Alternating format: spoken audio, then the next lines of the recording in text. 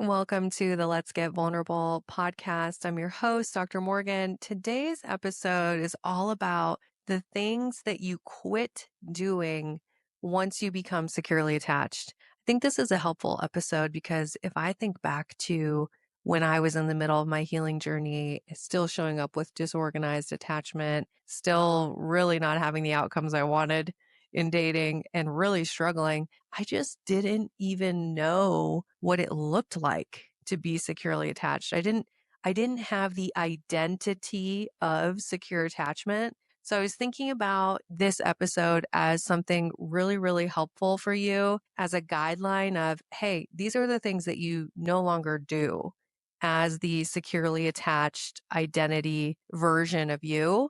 And I think some of these will surprise you. There's definitely some really, really powerful things to be thinking about. Some of them you might be aware of, but they're also very helpful to review and remind yourself of. So let's dive into it. Okay. These are all things that I used to do, by the way. So please, no judgment. We're not being self-critical. We're simply going to look at this list and realize these are things that you do not take with you when you become your securely attached self. Okay. And just as a reminder, we have limited spots inside the founding members Empowered, Secure, Loved group coaching program that is opening now. We are just opened.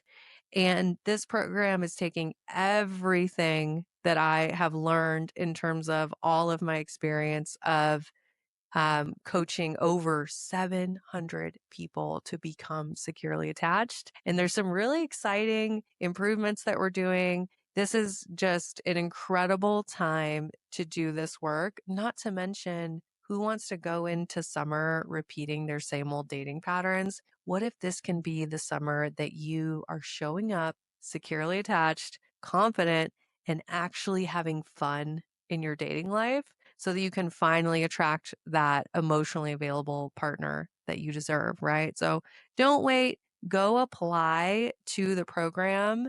There's limited spots. This is a highly discounted offer as well.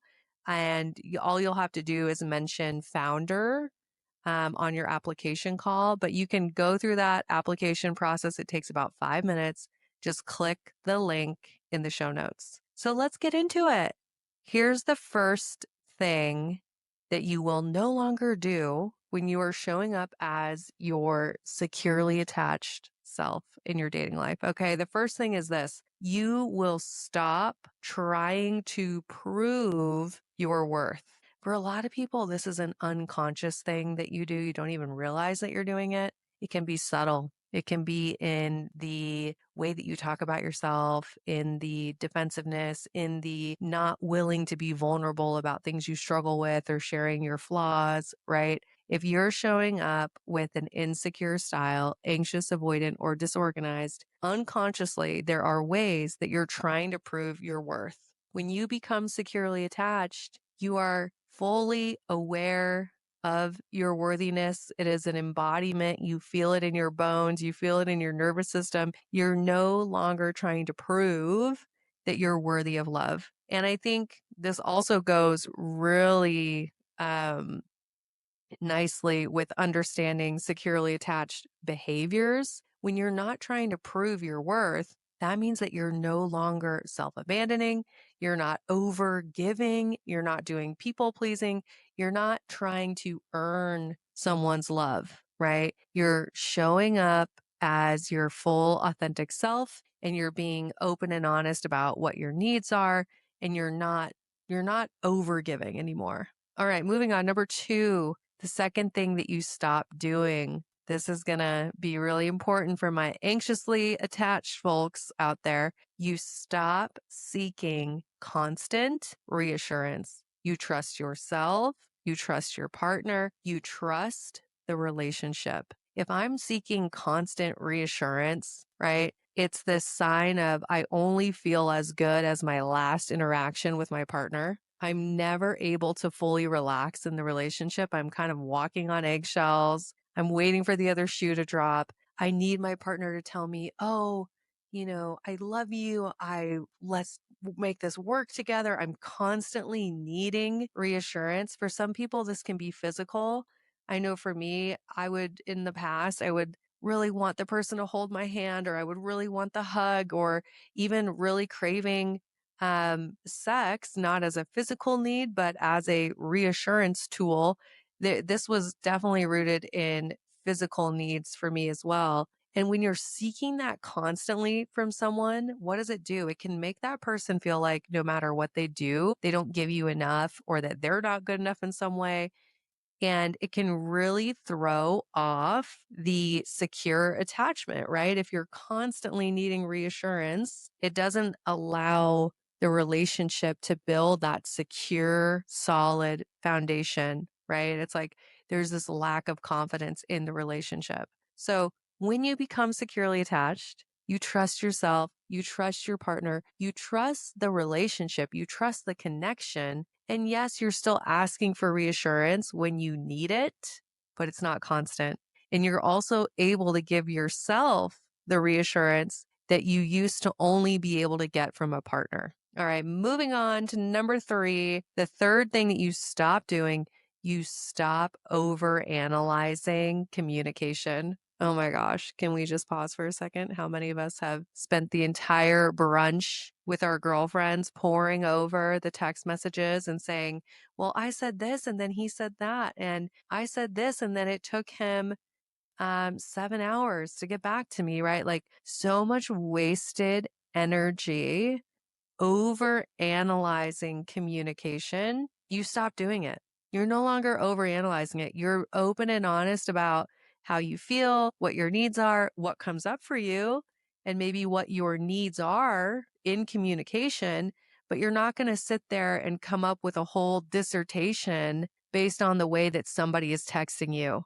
Okay. Because that's just wasted energy. That is just wasting your precious energy. All right. So I think this is really, really important because if you are spending so much time analyzing communication, it is making you spiral. It is causing you emotional distress, right? You're over analyzing everything. It's impacting your career. It's probably impacting your friendships, your family relationships. You don't even realize how much of an impact it has on you until you stop doing it. That was the case for me of like, oh my gosh, I can breathe.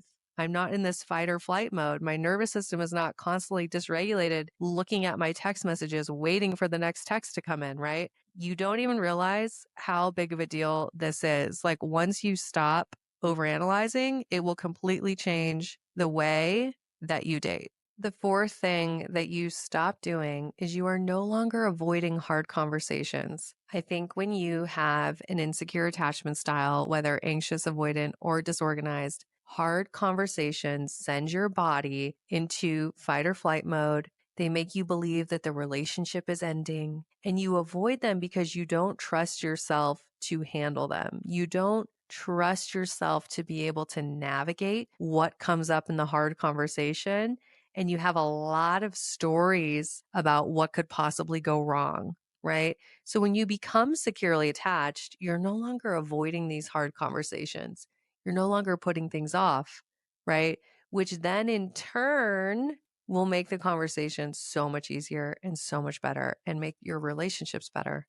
All right, moving on. Number 5. This is a big one. Some of you really need to hear this. When you become securely attached, you stop dating potential. You stop dating potential. You are no longer choosing people who are projects, who, oh, they just had, a really tough past and, oh, they're recovering from XYZ.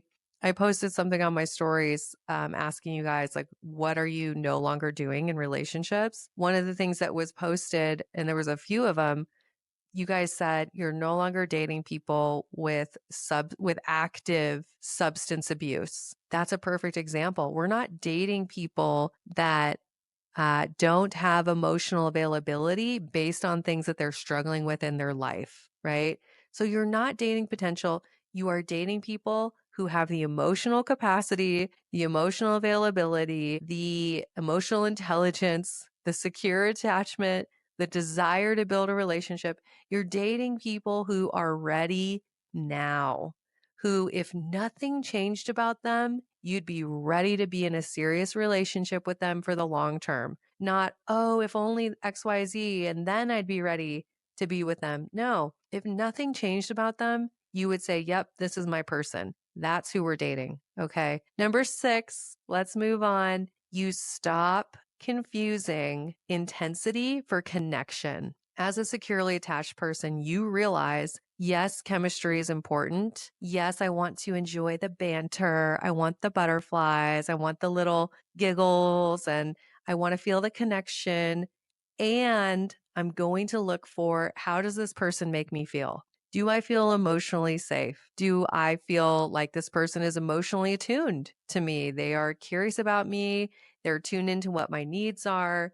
And do I feel that we are compatible in terms of the core values that really matter, in terms of both of us wanting to build a securely attached relationship and wanting to commit to the work that comes with doing that, right? You are asking yourself the tough questions instead of saying that, oh gosh, the intense uh, fireworks and the butterflies and the hot and cold chemistry, that's what you're looking for, right? You realize that chemistry can no longer override actual, real, healthy compatibility. And yes, you want the chemistry, but you also know that as the foundation, you want secure attachment. Moving on, I could do a whole episode on that one.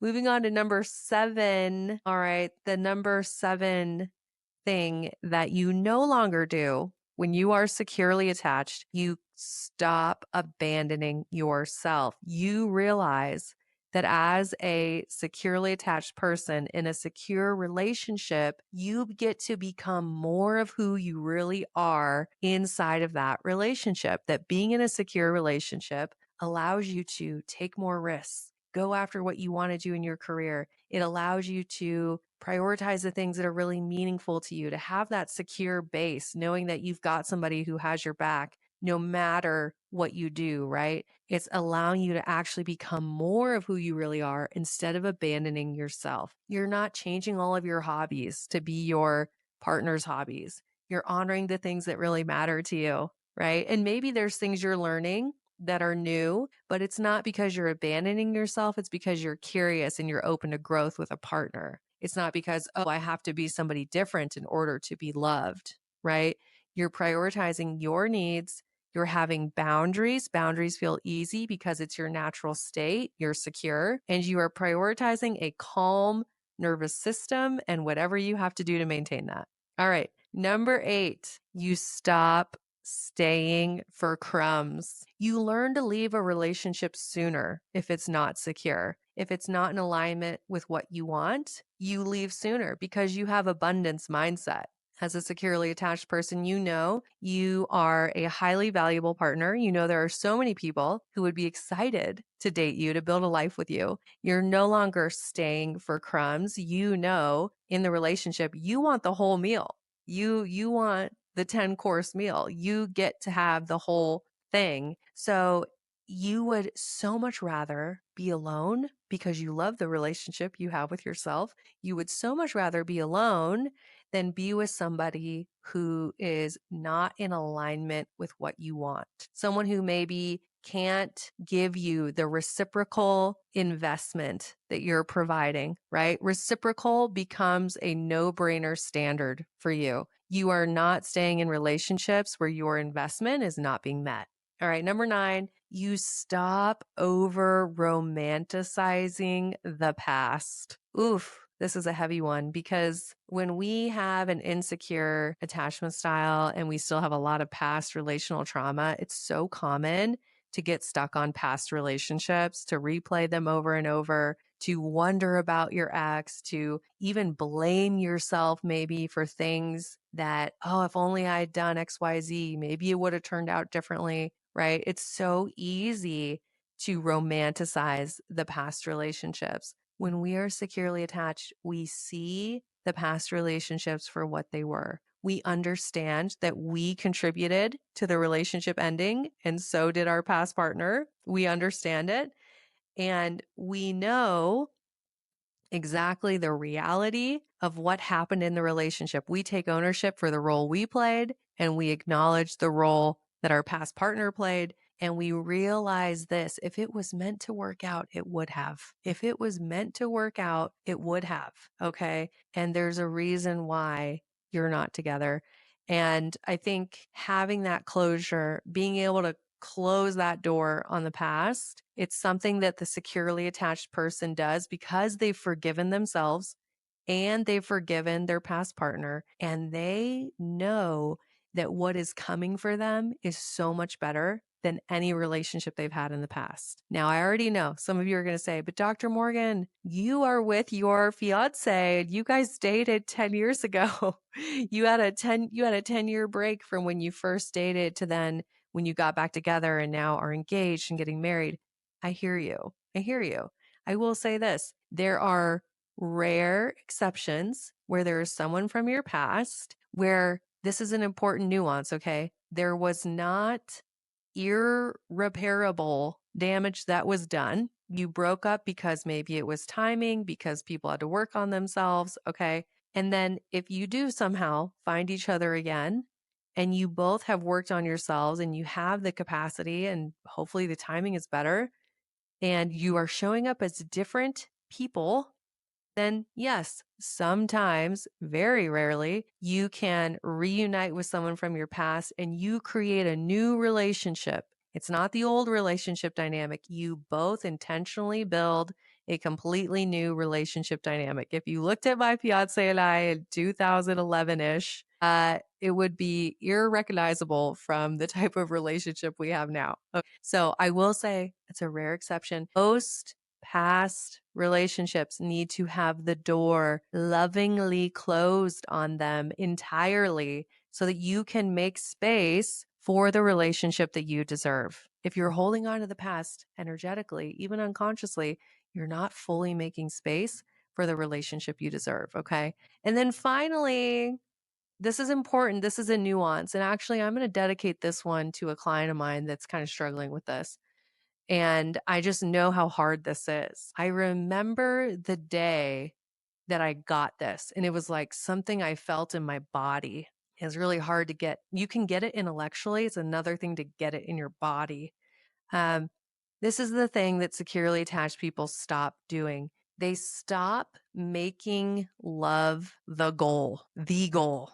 Okay. You know that love is something that you build with the right person. As the securely attached person, you know that love is easy to attract. You know that it's on its way to you, that it's not a matter of if, it's a matter of when. You know that you've opened your heart to it, that you're ready, you're emotionally available, and you will build a loving, secure relationship with the right person at the right time. You're surrendering that way of getting to that outcome. You're clear on the outcome, but you're surrendering the how.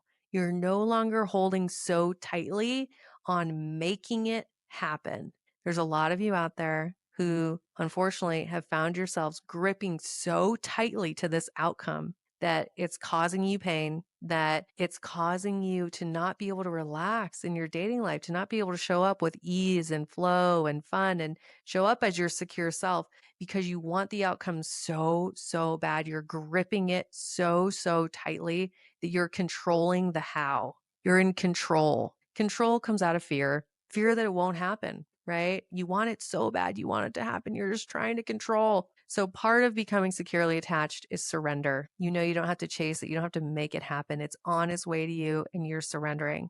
If you listened to this episode and you went, okay, Dr. Morgan, I need help. Help me become securely attached. I'm ready. Let's do it. Then I want to highly encourage you to take advantage of our founding members offer for the new and improved Empowered, Secure, Loved program. Go use the link in the show notes. It takes 5 minutes. The version of you who is securely attached, who creates the relationship that she's always wanted, is on the other side of doing the work. I will tell you this, it never feels like quite the right time. Okay. Change is always outside of your comfort zone, but outside of your comfort zone is the place where you become the new version of yourself. It's the place where the change happens. Change doesn't happen when it feels like, "Oh, it's just the right time and it's super convenient." No, you have to take action. You have to do the uncomfortable thing. I'm a perfect example of that. If I had waited to feel comfortable, guaranteed I would still have a disorganized attachment style. I would still be in toxic relationships. I hate to say this, but I don't know how I would be mentally. I mean, my relationship life was so impactful on me. It was really, really, really damaging. Like, I shudder to think about the version of myself that I would be had I not done this work. It was not a good path, y'all. It would definitely not be the Dr. Morgan that you see today. So please stop waiting. Like, just go apply. It's time to do this work on yourself so you can get on with your life. Like, deal with this part of your life, do this work so that you can then get on with your life. You deserve it. You deserve to invest in you. You are your greatest investment. Go apply. Use the link in the show notes. I'm cheering you on. If this episode resonated with you, will you screenshot it, share it to your Instagram story, and then tag me at DR Morgan Coaching? I love to hear from you guys. I'm actively in my DMs. I'm making a real effort to connect with as many of you as possible. So, yes, it's me in my DMs connecting with you. And I just love it when you share the show and let me know your takeaways. Okay. I adore you. I'm so, so grateful for this community. I'm proud of you for showing up, wanting to heal. And of course, as always, I'm wishing you high self worth and great relationships. I'll talk to you soon.